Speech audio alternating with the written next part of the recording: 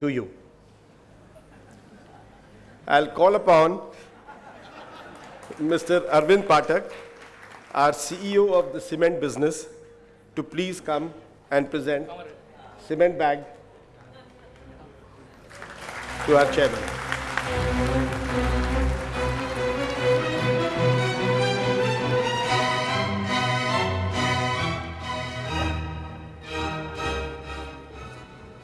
I will now call upon Mr. Sumit Banerjee, Vice Chairman of our cement business, to present not a bag, but a memento to Mrs. Tina Ambani.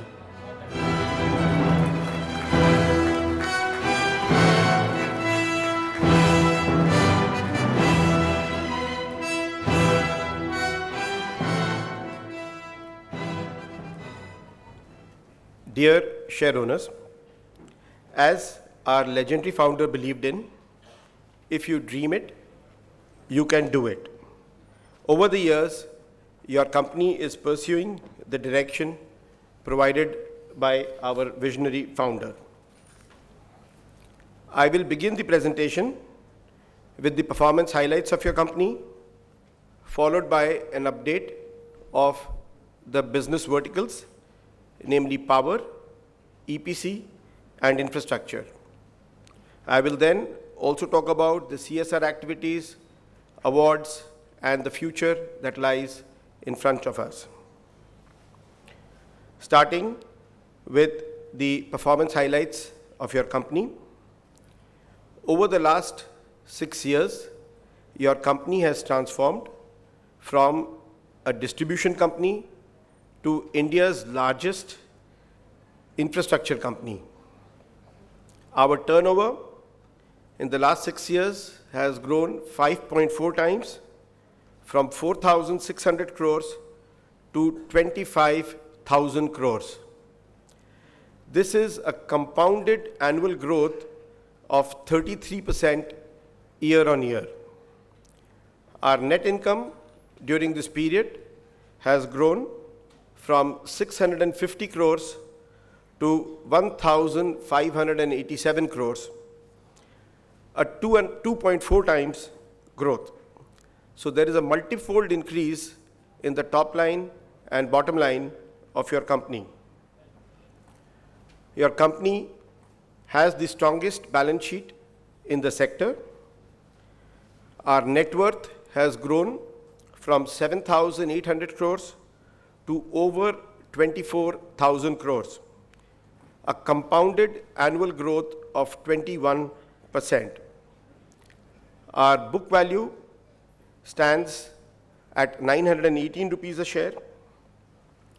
Your company is very conservatively financed in this sector, and our total debt to equity stands at a mere 0.74.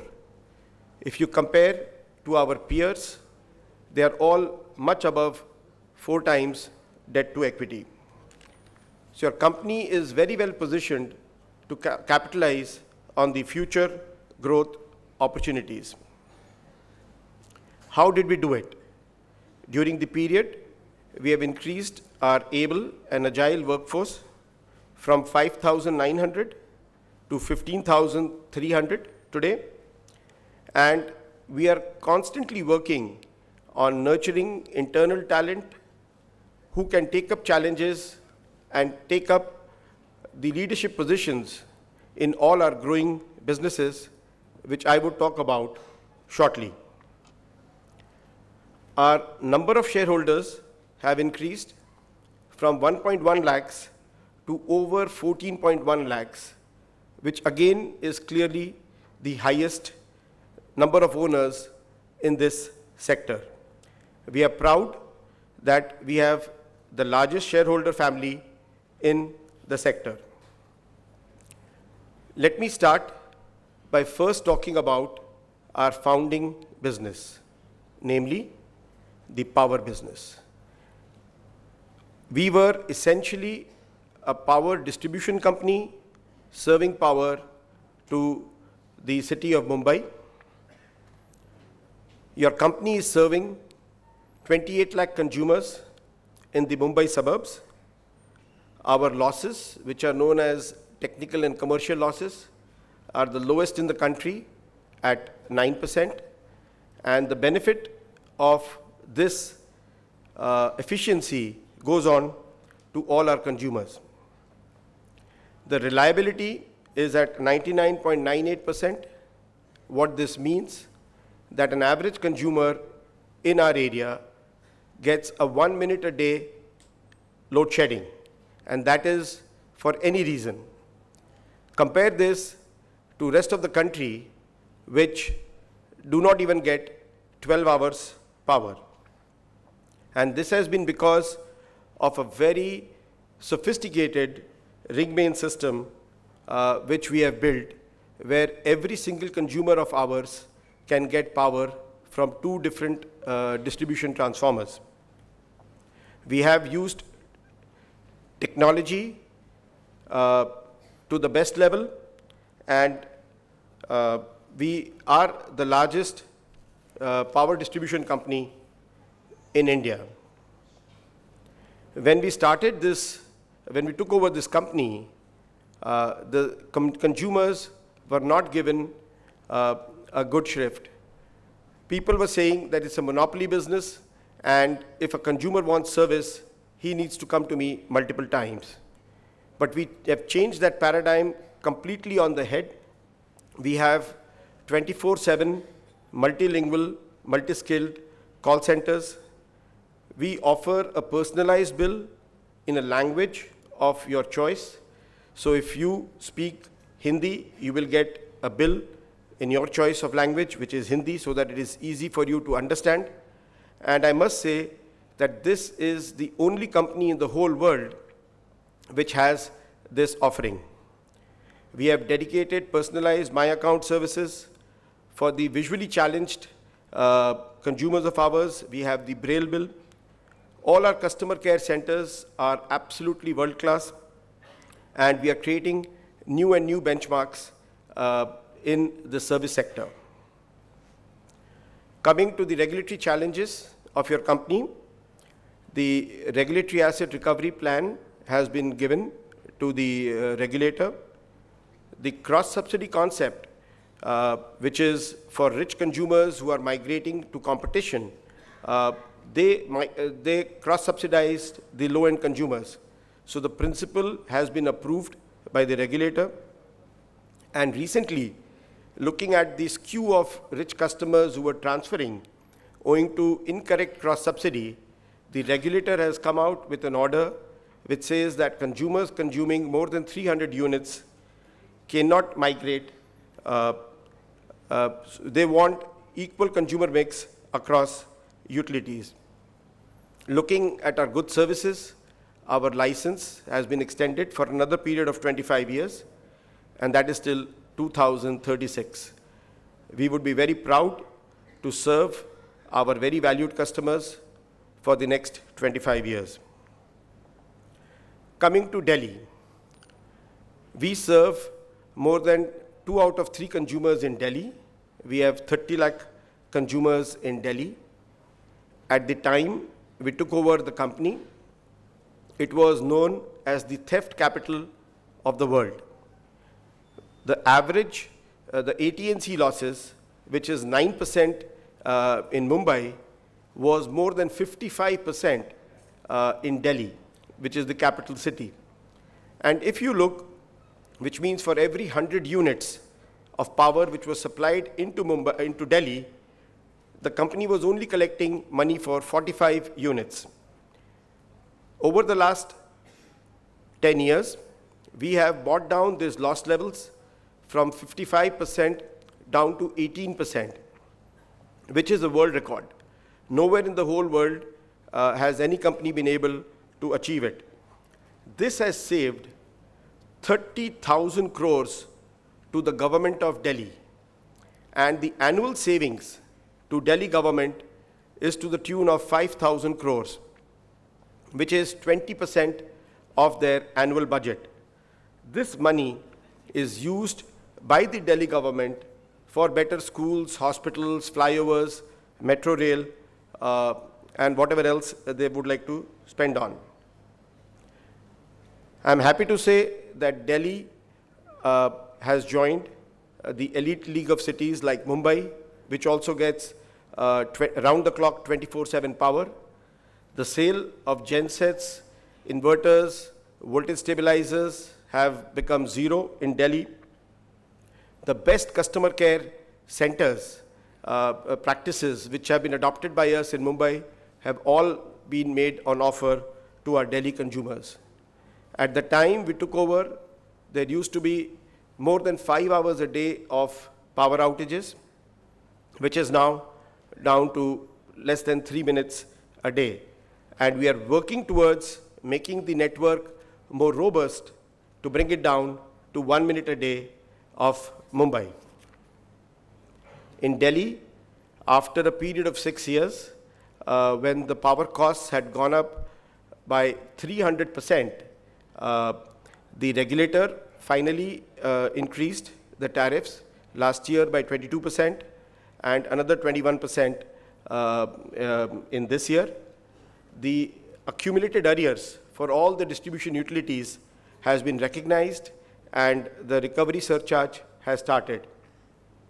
Also, as per the best practices, quarterly power purchase adjustment formula has been allowed for the Delhi DISCOMs, and this ensures that your Delhi DISCOMs will now enjoy stable cash flows and they would not have to borrow for the loss they were having owing to incorrect tariff.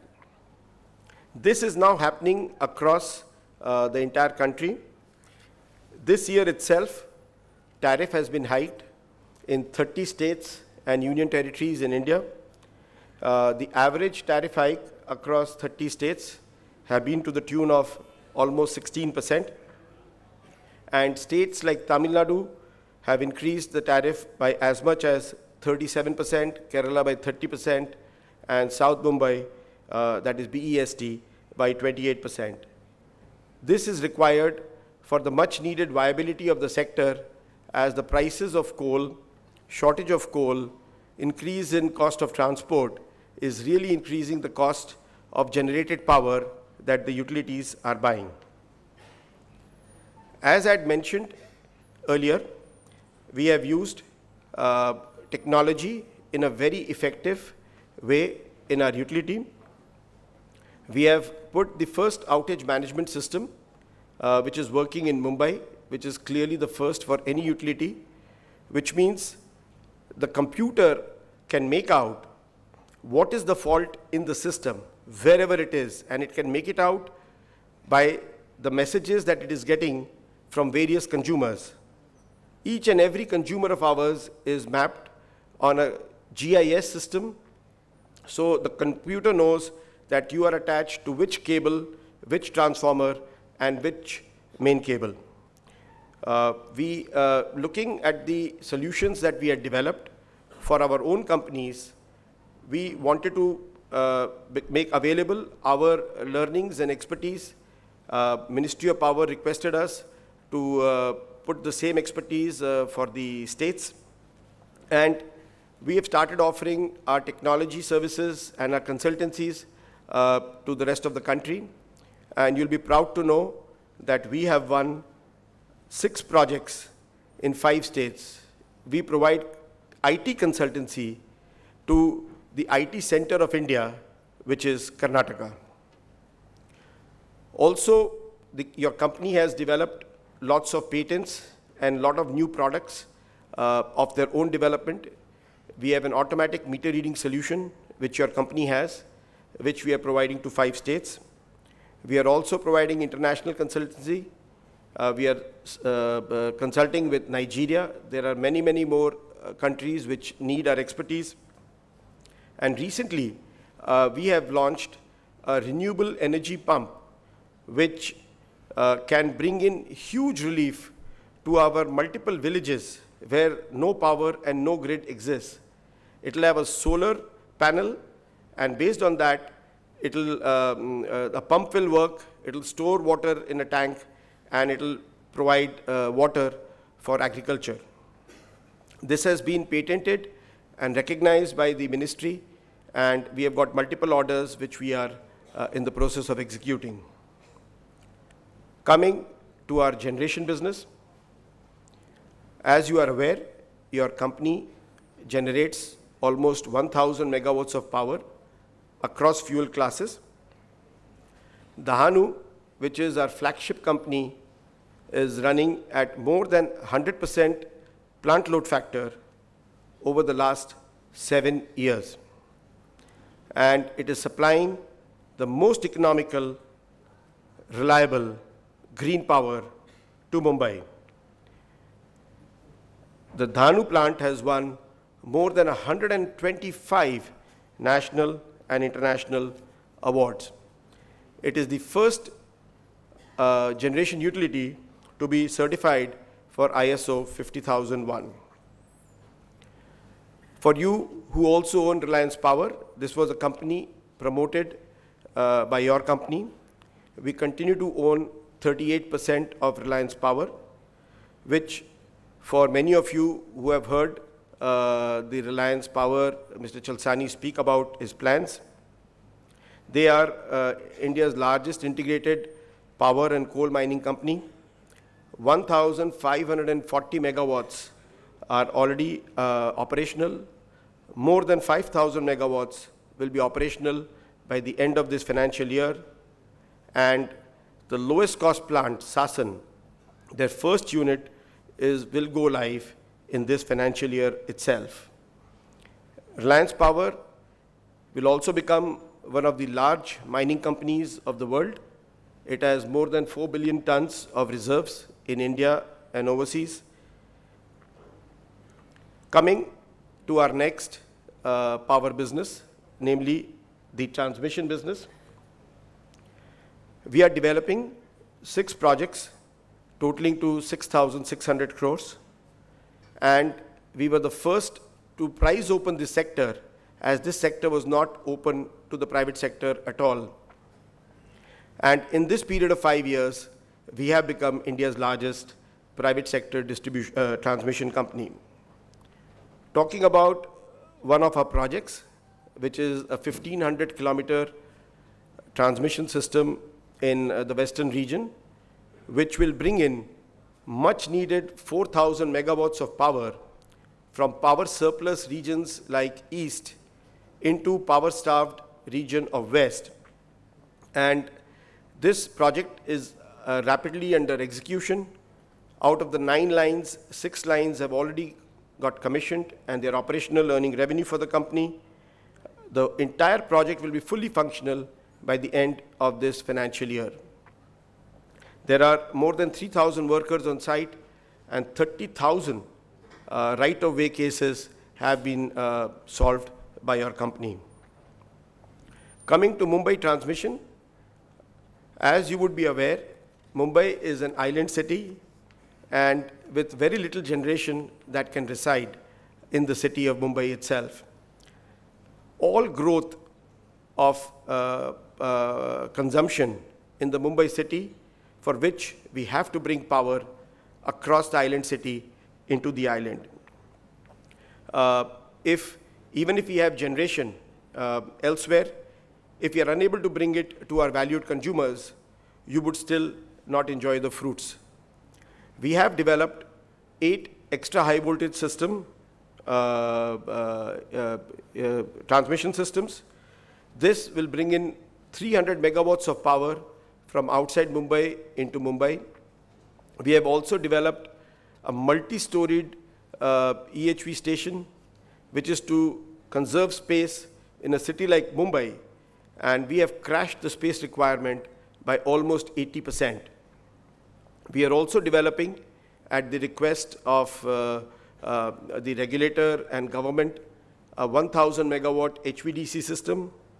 And as you would be aware, your company provides complete islanding facility to the city of Mumbai, which means that when the entire nation was suffering blackouts, your city never even had 1 minute of outage. That is because of a unique islanding system which islands the city the moment there is any disturbance in the grid. This is unique. It is the only city in the country having it, and we have now been requested to advise Delhi to build this islanding system for Delhi. Coming to the next business, our EPC business. This was a small contracts business when we had taken over the company. And over the years, it has grown into India's largest power EPC company.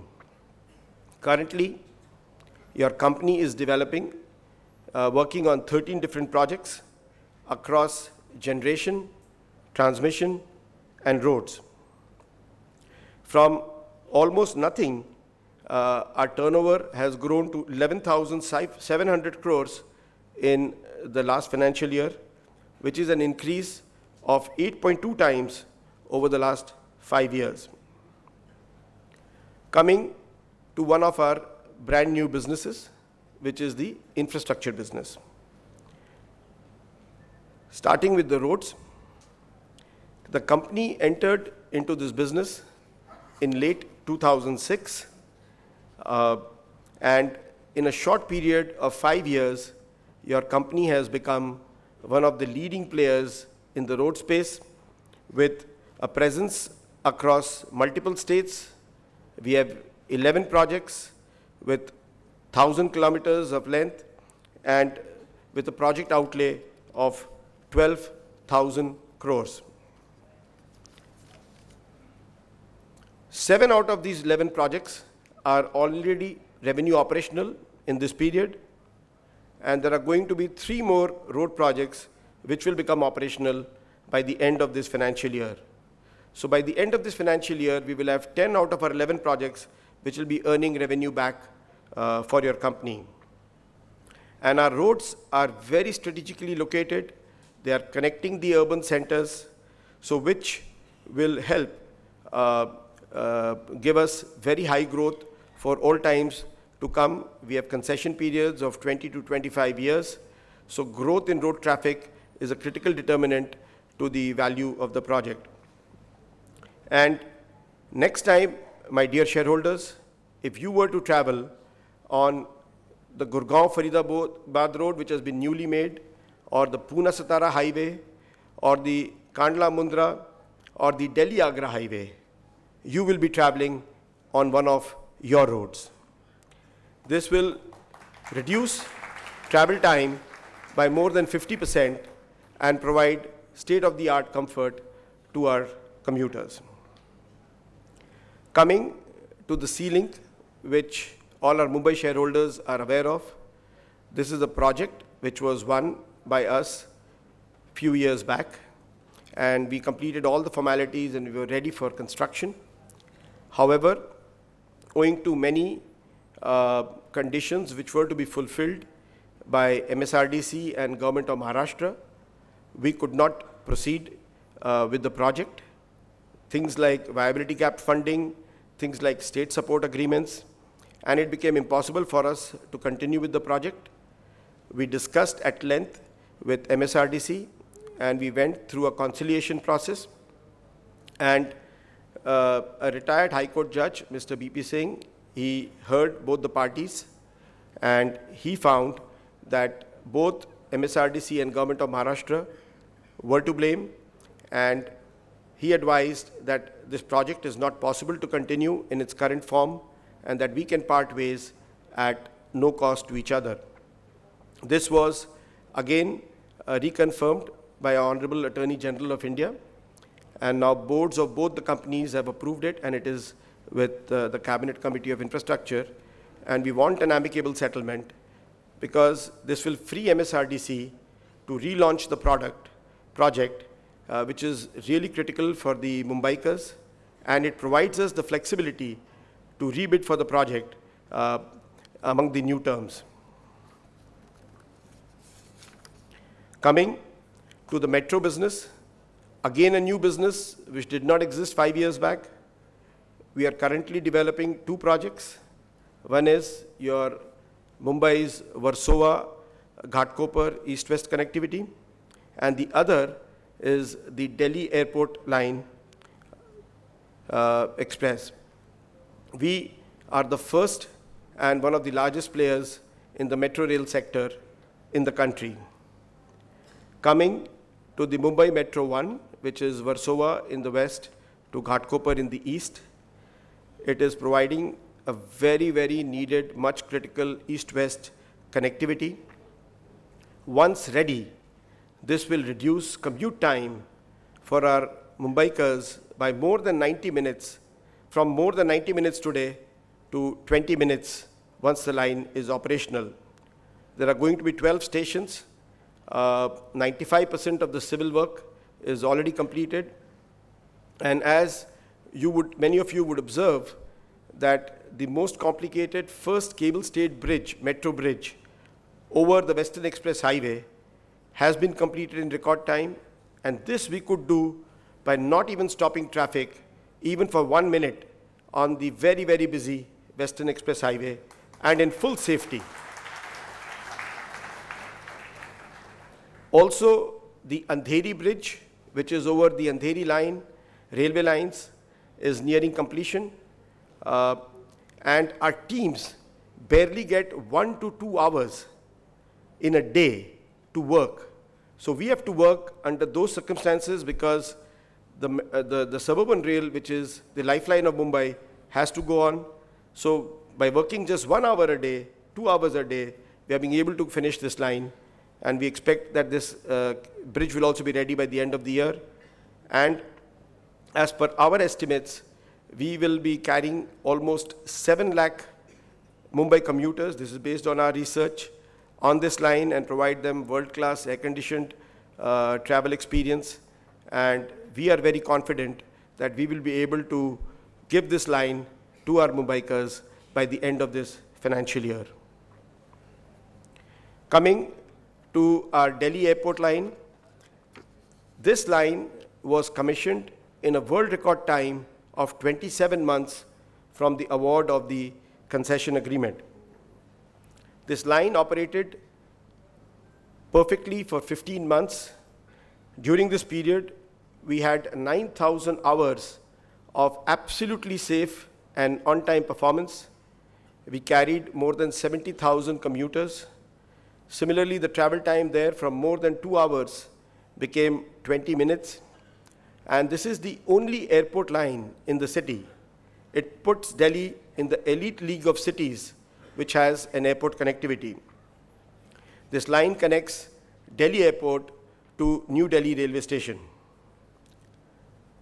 A few months back, we observed several civil defects in the civil structures which were built by DMRC, and we brought it to the notice.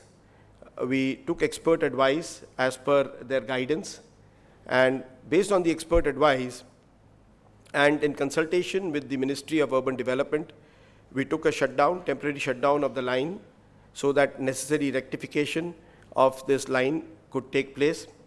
This line is currently not working. The repairs are going on, and only after the line is perfectly safe to operate and we have all the certifications in place, we would be restarting this line. We are completely committed to our Delhi airport, and we expect that this repair and certification would happen over the next few months. Coming to another new business which was started over the last 5 years is our cement business.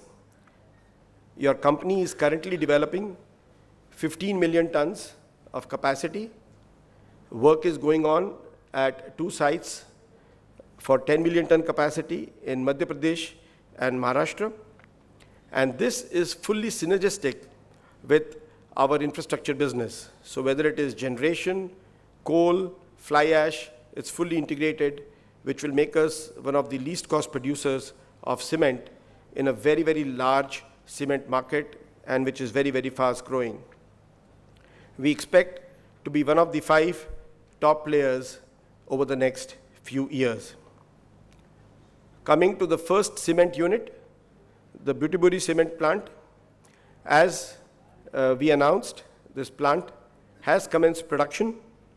It uses state-of-the-art technology, laboratory, and systems. All the trade partners and branding have all been done by our cement team, and we think that this will be one of the topmost brands of the country. Coming to our Madhya Pradesh project, which is the Maihar project, we have all the mining leases, land, clearances, all major plant equipment, everything has been ordered, and we expect this plant will start cement production by the third quarter of next financial year. Our desire to contribute to the society has encouraged us to take multiple initiatives across education, health, and environment. Talking about just a few of them, we have the Young Energy Savers program, where we teach school kids in Mumbai about safety and energy savings. We have the Project Dignity, where we are upgrading multiple crematoria of the city. We provide education scholarships, camps, free drinking water. The untiring efforts of all my colleagues have enabled your company to win multiple awards. Your company has won more than 100 awards over the last financial year across all categories, and these of course include business excellence, human resources, environment and safety, and quality.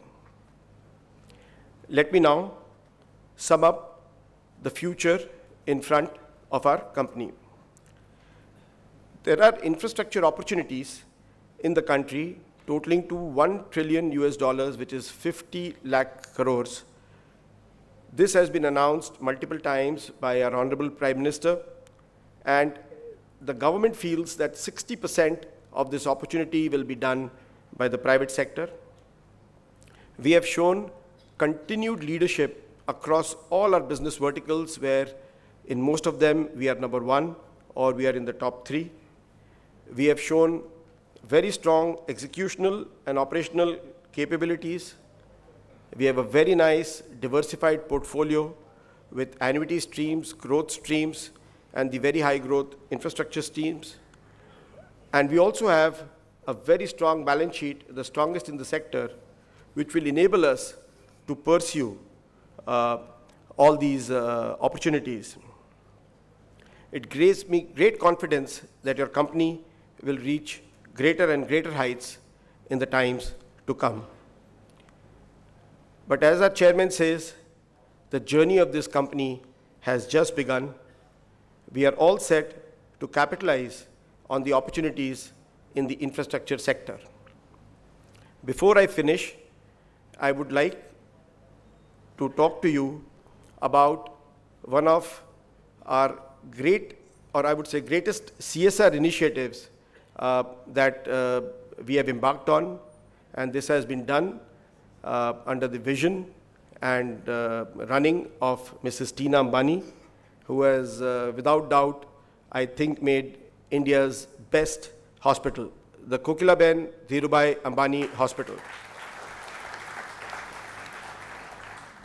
It is the most advanced, state-of-the-art, 750-bed, multi-speciality tertiary health center. In the last 3 years of operation, we have served more than 20 lakh patients, 1.5 lakh cancer patients, 16,000 cardiac procedures. If you look at the infrastructure of the hospital, it is created over 10 lakh square feet. We have 180 ICU beds, 40 dialysis beds, and we use the most advanced environment practices. It is, since it is built now and it has been built under the vision of Mrs. Tina Ambani, the state-of-the-art technology. We have used robotics wherever required. We can make treatments which most hospitals, it is not available. Another unique feature of this hospital, and is one of the few hospitals which has it, is we have our own specialist doctors. We have 150 hand-picked world-class doctors who only work in the hospital. They do not do any outside work. As many of you might have found out, if you have to have consultations from 2 or 3 specialists for one of problems, it is almost impossible to ever organize that. Here it is a routine, and you don't have to be very influential to do it. Any patient, if it needs multidisciplinary consultation, will be provided. Besides being a great CSR initiative of ours, the hospital itself has its many CSR initiatives. They have health camps touching more than 50,000. They have done 50 housing health camp projects. They provide very cheap surgeries, complex heart surgeries, and free treatment to many patients. With this, I would thank you for patiently listening to me, and thank you.